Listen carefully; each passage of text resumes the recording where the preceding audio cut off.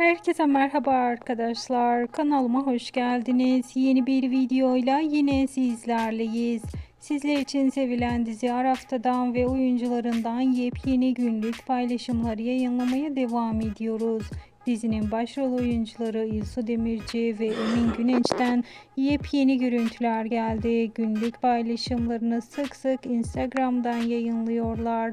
İlsu Demirci ve Emin Günenç'in özel görüntüleri, yeni paylaşımları ve yeni bölümden olan özel kamera arkası paylaştıkları videolar her an sizlerle olacak.